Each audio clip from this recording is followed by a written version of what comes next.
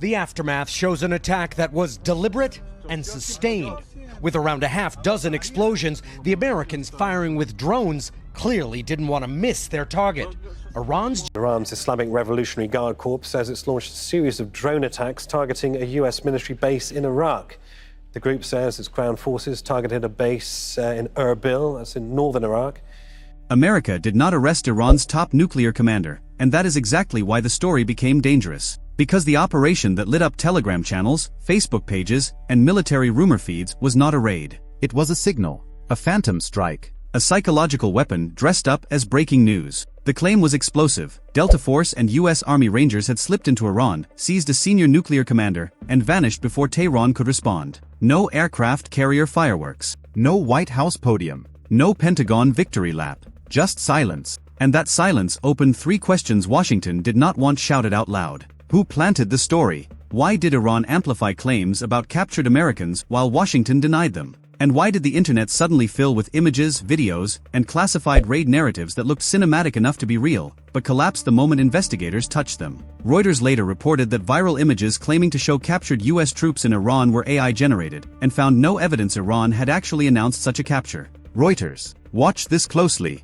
Because the real operation was not about handcuffs on a nuclear commander. It was about control of reality. The board is simple. On one side, Iran, wounded but still dangerous, holding geography like a weapon. The Strait of Hormuz, the Persian Gulf, missile batteries, proxy networks, underground facilities. A nuclear program designed not just to enrich uranium, but to absorb pressure. On the other side, the United States with special operations forces built for impossible missions, but Desert One. Operation Eagle Claw. 8 dead Americans. No hostages rescued. A burned aircraft in the Iranian sand. A failure so severe that the U.S. military rebuilt parts of its special operations system afterward. The Pentagon itself has described the lessons from Eagle Claw as including the need for better joint training, planning, execution, and the eventual creation of U.S. Special Operations Command. U.S. Department of War. That ghost matters. Because every time someone says Delta Force inside Iran, Washington hears something older than a headline. It hears rotor blades in a sandstorm. It hears fuel igniting. It hears the price of getting caught. So when the story appeared, Rangers, Delta, Nuclear Commander, Bold Raid, it hit a nerve not because it was confirmed, but because it sounded like something every side fears. Iran fears penetration. America fears escalation. The audience fears the hidden war has already started. And then came the number that did not add up. No named commander. No verified Pentagon statement. No confirmed extraction route. No satellite-confirmed crash site. No regional airspace alert that matched a raid of that scale. Zero. But the story still spread. That is the first clue. In real military operations, silence can mean secrecy. In information warfare, silence can mean bait. And this bait had two hooks. The first hook was American invincibility, elite operators, night vision, helicopters, blacked-out aircraft, a nuclear target snatched from the heart of Iran. The second hook was Iranian humiliation, a regime supposedly unable to protect its most sensitive people, even while shouting about sovereignty and retaliation. Both hooks serve someone. But not necessarily Washington, not necessarily Tehran, maybe not even a state. Because the modern battlefield has a third army now. Accounts, pages, synthetic images, AI thumbnails, anonymous defense insiders. Channels that can manufacture a war before any soldier crosses a border. Silence. That is where the real story begins. In March 2026, Iranian security official Ali Larijani publicly claimed that American soldiers had been captured, while U.S. Central Command denied it, according to Anadolu's reporting. Anadolu Ajansi, around the same information space, Reuters investigated viral images purporting to show captured U.S. troops and reported that the images were AI-generated. Reuters. Two narratives moving in opposite directions. Iran says, America is bleeding and hiding it. The U.S. says, false. The internet says, here are pictures. The pictures say, trust your eyes. The investigators say, do not. Now ask the harder question. Why would a false capture story and a false raid story appear in the same conflict environment? Because both stories attack the same target. Credibility. If you can make Americans believe their commandos are being captured, you weaken public confidence. If you can make Iranians believe their nuclear elite can be kidnapped, you weaken regime confidence. If you can make everyone believe both at once, you turn the battlefield into fog. And fog is where strategic players move. The obvious explanation is clickbait. The deeper explanation is narrative rehearsal. Before a real escalation, publics are often trained to imagine it. First as rumor, then as possibility, then as inevitability. A commando raid on a nuclear target is not just a military event. It is a political threshold. It tells Tehran, your borders are porous. It tells Washington, your troops could be trapped. It tells oil markets, Hormuz may not stay open. It tells allies, choose a side before the map changes. And it tells enemies watching from Moscow, Beijing, Pyongyang, and Damascus one thing: the rules are loosening. At this point, the question is not whether Delta Force arrested Iran's top nuclear commander. The evidence does not support that. The question is why millions of people were made ready to believe it. That is more interesting. And more dangerous. Because the myth was built from real ingredients. Delta Force does conduct high-risk raids. The Rangers do seize airfields, secure objectives, and support special operations. Iran does hide critical infrastructure underground. The U.S. has targeted Iranian military leadership before. Most famously when Qasem Soleimani, commander of the IRGC's Quds Force, was killed in a U.S. drone strike near Baghdad airport in January 2020. Wikipedia. So the lie did not come from nowhere. It came from a shelf full of truths. That is how effective propaganda works. It does not invent an alien world. It bends the real one by 10 degrees. And 10 degrees is enough to crash a plane. Now here is the delayed reveal. The arrested nuclear commander's story functions like a pressure test. Not of Iran's air defense. Not of Delta Force. Of you.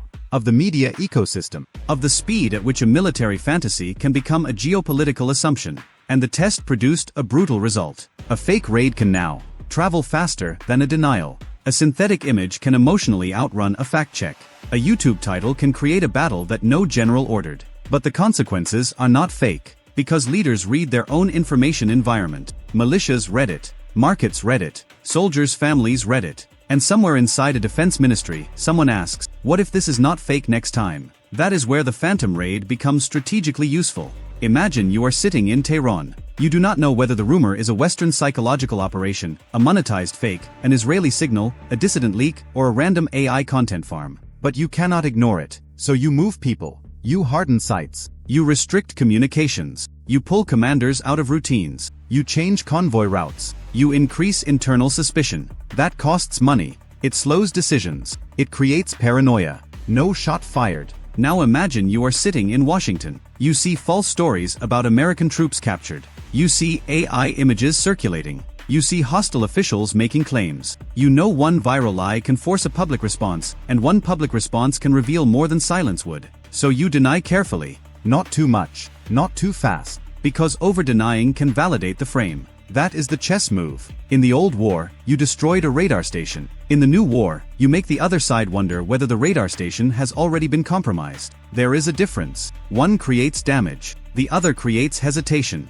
And hesitation in a crisis is territory. This is why Iran's nuclear program sits at the center of every version of the story. Not because a commander was verifiably arrested, but because the nuclear file is the one place where rumor can change behavior overnight. A single claim about a hidden facility. A single claim about enriched material moved from Fordow. A single claim about a captured scientist. A single claim about U.S. Special Operations Forces crossing the border. Each one can trigger dispersal, retaliation planning, air defense alerts, cyber responses, diplomatic panic, and oil market tremors before anyone proves anything. That is the 72-hour danger window. Not the 72 hours after a real raid. The 72 hours after a believable falsehood. Because in those hours, commanders act with incomplete information. And incomplete information is how wars begin by accident. Remember this name, Desert One. Not because history repeats exactly. Because institutions remember pain. The failed 1980 Iran rescue mission involved multiple services, helicopters, transport aircraft, a remote staging site, and a plan that unraveled under mechanical problems, weather, and coordination failures.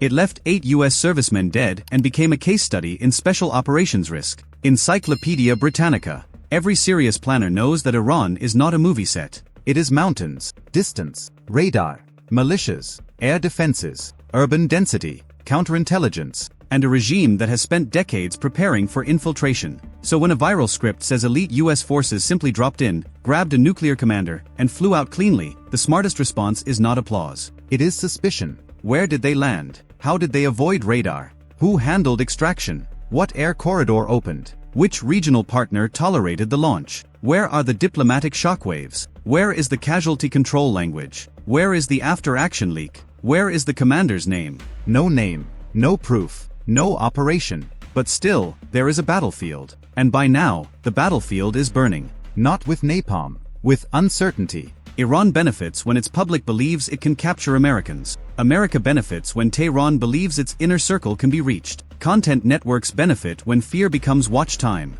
And adversarial intelligence services benefit when nobody knows who started the rumor. That is the dark elegance of the story. Everyone can use it. Nobody has to own it. At around the 15-minute mark of this crisis narrative, the maximum tension is not a helicopter crossing the Zagros Mountains. It is a defense official staring at two screens. On one screen, classified feeds. On the other, millions of civilians reacting to a fictional raid as if it happened. And the official knows something terrifying. Public belief can become operational pressure. If enough people believe U.S. troops are captured, politicians demand answers. If enough people believe Iran's nuclear commander was seized, Tehran must look strong. If Tehran must look strong, it may retaliate against something real to answer something fake. A base, a ship, a tanker, a proxy target, a drone route. And once metal hits metal, nobody cares where the first lie came from.